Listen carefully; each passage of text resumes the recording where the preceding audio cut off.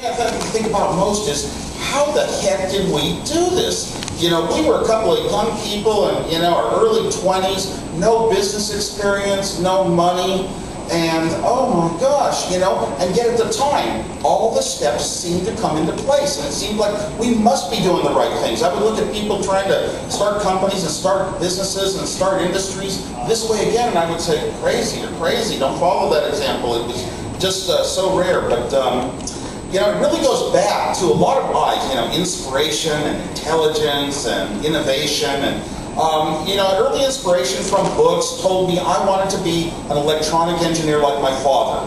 Now, the other kids in our family weren't pushed in that direction. He wasn't that kind of an engineer, but he was so helpful and a good teacher and explainer. But he also gave me such good feelings about the teachers I had in school and how that was what was going to better us in life. And we had a lot of discussions, about just basically all my values in life. I look back and so similar to my father's. I wish he were still with me. Well, in electronics, I got into science fair projects, and I built some huge projects. Machines that would play tic-tac-toe and add numbers that were ones and zeros. And I didn't realize that by the time you're 10 years old, you normally aren't doing these sort of things, especially back in an era when my projects had hundreds of transistors, and transistors weren't sold anywhere. My father worked for Lockheed in Sunnyvale. We moved into Santa Clara Valley. It was full of orchards. Now it's called Silicon Valley, but back then it was Santa Clara Valley. And the silicon companies that were to make transistors were just starting up.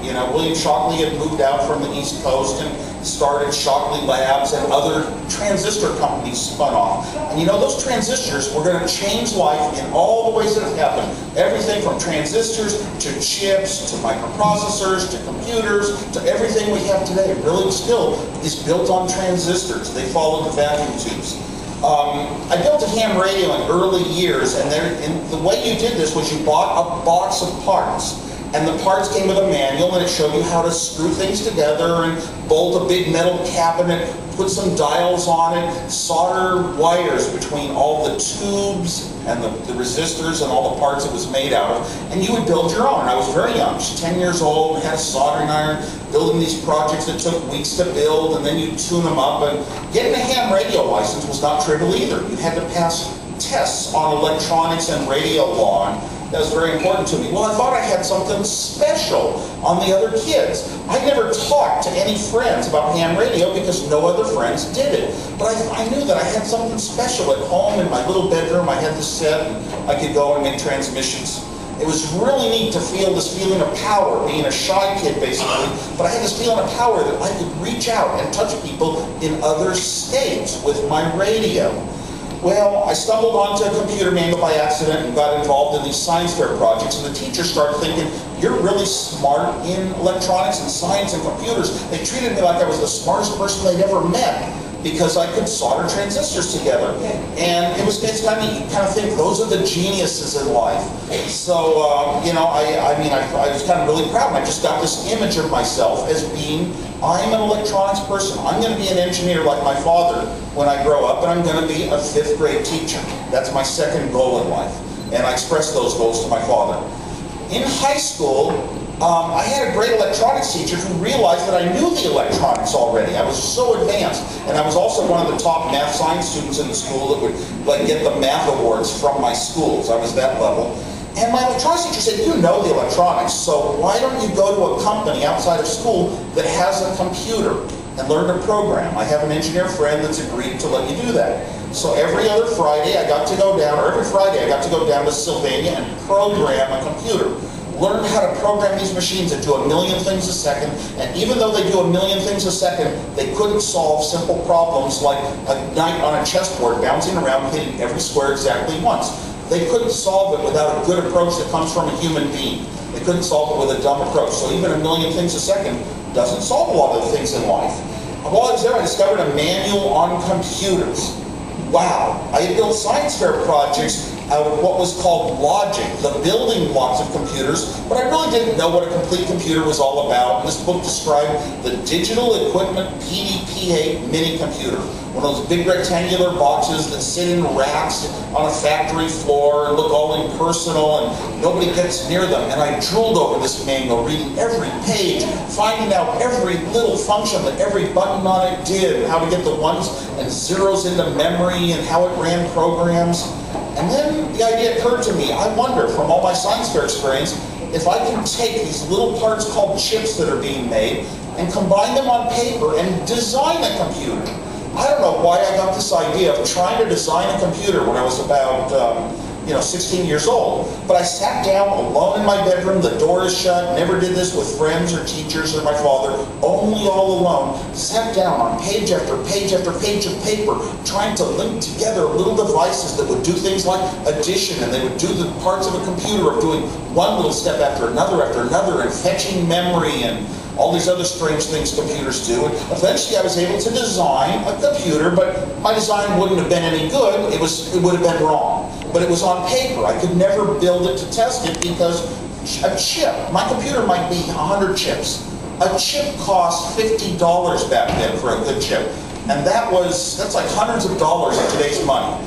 No normal person could ever afford these kind of parts to just go out and build something like you might go out and even build your own bicycle, or or build some things for your house, some shelves for the house. You couldn't really do that with computers. So I was designing things I could never afford to build, and it was very, very lucky. I started collecting manuals of all the computers that were being made by companies like Hewlett-Packard, Digital Equipment, Data General, Varian Corporation, and they all built these big mini computers that looked like computers. Finally, Data General introduced one called it, and every computer that I got a manual for, I sat down some weekend in my bedroom and started designing it. And if I had already designed it, I designed it again, trying to get better and better and better. And there was a point in time, it was actually gradual, it wasn't one day, where all of a sudden my designs, I was coming up with tricks in my head for using chips in ways that made the computers very, very efficient, very small, very few parts. And it was this excellence. I hadn't sought out trying to be like one of the most excellent computer designers in the world, but I started realizing that I was doing tricks in my head that would never be in a book, that no other computer designers would do. And Data General came out with the Nova mini computer. They had posters of this computer. One friend and I that liked computers, one friend in the whole world that knew computers and I, ordered the manuals and we put the posters on our wall. And they had two different posters of this mini computer. One looked like a big rectangular computer. The other one was on a round glass table in a museum with a sculpted case. I'm sure it still had switches that you had to dial ones and zeros in.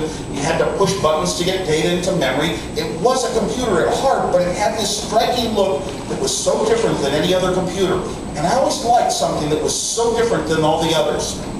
This computer had a different architecture inside, a different way that it was conceived and designed and made. So when I sat down one weekend to design my own version of the Data General Nova, it came out to about 40 chips, and I was used to a computer taking about 80 chips. Why was this one computer so many fewer chips? They had thought out the architecture of the computer, very much knowing exactly what chips were available, so it was unlike the other computers on the inside as well as the outside.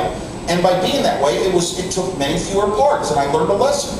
If you think about a design, if you apply your brain power, you can design something that uses many fewer parts, that costs a lot less, that is a lot simpler to understand, or as I like to tell people in later years, I was lazy and I didn't want to build as much. I'd much rather it take very few parts. In my designs, I really appreciated the fact that I learned these tricks to design things with very few chips on a piece of paper, layouts of computer symbols, very few symbols on a piece of paper, was easy to follow with your head and catch mistakes and make things reliable as well. And I was very much a do-it-yourself person. Of course, I could only do it with pencils and paper. Went off to, I knew my design was good because it was half as many chips as the manufacturer used.